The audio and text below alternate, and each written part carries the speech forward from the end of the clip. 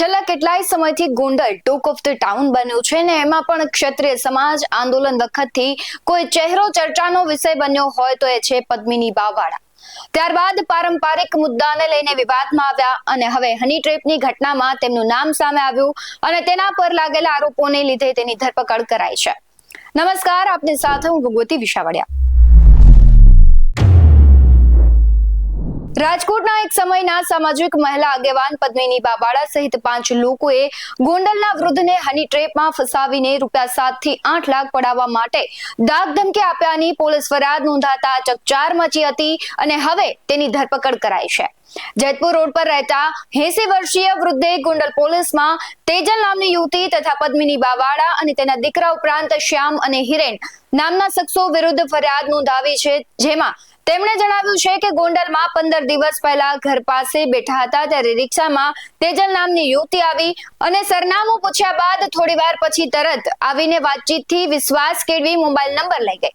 બીજા દિવસે યુવતીએ ફોન કર્યો કે મારો ઘરવાળો મરી ગયો, હું ખૂબ દુઃખી છું, કંઈક મદદ કરો, મારું દેવું ભરી દો નહીતર હું દવા પીને મરી જઈશ જેવી વાતો કરી. આરોપ છે કે તે બાદમાં 2 થી 3 દિવસ બંને વચ્ચે વાતો ચાલી અને વિડીયો કોલમાં અશ્લીલ હરકતો થઈ. આ દરમિયાન 3 દિવસ પહેલા 16મીએ રાત્રે વૃદ્ધને પદ્મિની બાવાળાએ ફોન કર્યો અને તેજલબેન વિશે વાતચીત કરવાનું કહીને ધમકી આપી. પછી તેમણે ફોન ઉપાડવાનું બંધ કરતા યુવતી અને પોતાના પુત્ર અને તથા અન્ય 2 યુવકો સાથે વૃદ્ધના ઘરે ઘસી આવીને 3 કલાક માથાકૂટ કરી. મવડી ઓફિસે આવી ₹7 થી 8 લાખમાં પતાવટ કરી ધમકી આપી જતા રહ્યા. પરિણામે ગભરાઈ ગયેલા વૃદ્ધે શુક્રવારે ગોંડલ પોલીસ સ્ટેશનમાં ફરિયાદ લખાવતા કાર્યવાહી હાથ ધરવામાં આવી અને આજે તે અંતર્ગત તેમની પદ્મિની બાવાળા સહિત 4ની ધરપકડ કરવામાં આવી છે. સમગ્ર ઘટના અંગે પદ્મિની બાવાળાએ પ્રતિક્રિયા પણ આપી હતી. શું કહી રહ્યા હતા નજર કરીએ. જી આપણે એક ભાઈ છે કે ગાદીપતિ પોતે ભુવા છે કે જોવે છે એવું ઈ બેન દ્વારા મને જાણવા મળ્યું છે. ઈ બેન રાજકોટ રહેતા હતા અને સત્ય સમર્પણ ન્યૂઝ દ્વારા મને બોલાવવામાં આવી. બરાબર, ઈ બેન ત્યાં ગયા હતા. ઈ બેન કઈક એના ન્યાય માટે અને એક એના પરિવારનું એ બધું કરવા અને આ ભાઈનું પણ બધું કહેવા ગયા હતા અને ઈ ન્યૂઝ મારફતે મને બોલાવવામાં આવી. પછી હું ત્યાં ગઈ, પછી બેનની મેં રજૂઆત સાંભળી. મેં બેનને એવું કીધું, મેં કીધું બેન બે પાસા મારે સાંભળવા પડે. એટલે મેં કીધું ઈ ભાઈ છે એને પણ મારે સાંભળવા પડશે. તો એક સમાજની આગેવાન તરીકે મેં તો આવા કેટલા બેનો દીકરીઓના પ્રશ્નો સોલ્વ કર્યા છે અને ઘરે જઈને સોલ્વ કર્યા છે અને મારી આખી ટીમે છે અને મારી પાસે પ્રૂફ પુરાવા છે. તો ઘરે અમે શું કામ ન જઈ શકીએ? ઘરે અમે શાંતિથી અમે વાતાવરણ અને જો થોડોક ઠપકો આપી અમે અને થોડું કહીએ ખરા. તો અમારું એક એવું હતું, ઈ ભાઈને ફોન કર્યો, ભાઈએ ના આવ્યા. ભાઈ એમ કીધું હું નહીં આવું, આપ લોકો અહીંયા આવો. બરાબર, અમે અહીંયા આવ્યા, ગોંડલ આવ્યા. તો ભાઈ એવું કીધું કે આપણે આપણા ઘરે બેસીને વાત કરીએ. મેં કીધું ઓકે, કઈ વાંધો નહીં.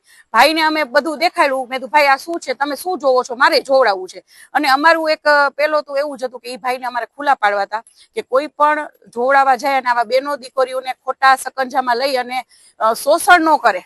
બરાબર, અને ઈ ભાઈની પૂરેપૂરી તૈયારી હતી આ બેનનું શોષણ કરવાની. એટલે અમે એને ખુલ્લા પાડવાના હતા. એટલે મેં એનું સાંભળ્યું. પછી ભાઈ માફી માંગવા માંડ્યા, એના દીકરી માફી, બધા અમારી પાસે કેટલી બધી માફી માંગી અને કે બેન જાતું કરી દો, એના દીકરીને કઈક સિઝરિયન છે. એ રોવા માંડ્યા બહુ અને ભાઈએ કેટલી વખત માફી માંગી કે 100 વખત મારી હવે કોઈ દિવસ કઈ ભૂલ થશે નહીં.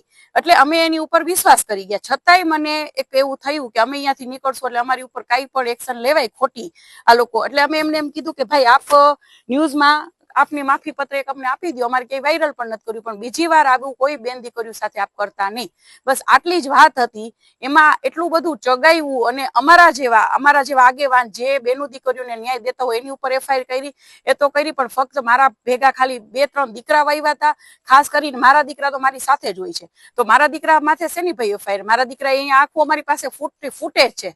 બરાબર છે, અમે ત્યાં હતા, અમે બેઠા હતા, અમે નથી કોઈ મારકૂટ કરી, અમે નથી કોઈ જાતની કોઈ એવિડન્સ નથી કે અમારી માથે જે ફરિયાદ થઈ છે એ ફરિયાદ થઈ શકે. તો આ ક્યાંનો ન્યાય? જે ન્યાય દેવડાવે છે એની ઉપર પણ તમે જો ચડી બેસો અને અમારી સાથે પણ જો આવું થતું હોય તો આવી બેનો દીકરીઓ કોની પાસે જશે? એ મારે પ્રશ્ન પૂછવો છે. અને અત્યારે કેટલા બધા રેપ કેસ થાય છે, ન્યાય મળે છે દીકરીઓને? બરાબર, મને એવું કહેવામાં આવ્યું કે તમે તો મેં કીધું ભાઈ હવે અમારે ગુના કરવા છે તો બીજું તો શું કરીએ? અમે ઘરે ગયા, એ અમારી ભૂલ તો કેવી રીતના ભૂલ? અમે કઈ અહીંયા જઈને બીજી તમે આજુબાજુ વાળાને પૂછી લ્યો, પ્રેમથી નીકળ્યા છીએ, પ્રેમથી ગયા છીએ, તો અમારો કયો ગુનો? હું એક સામાજિક આગેવાન તરીકે હું કોઈના ઘરે ન જઈ શકું? શાંતિથી વાત ચર્ચા ન કરી? અમે કેટલા બધા સમાધાન કરાવેલા છે. એટલે ખોટી રીતે અમારી પાસે મારી માથે ફરિયાદ થયેલી છે. તો આ હવે મારે કોની પાસે ન્યાય લેવા જવાનો? તો હાલમાં જે કહેવામાં આવે છે કે તમને કંઈક પૈસાની માંગણી કરી, શું હકીકત શું છે?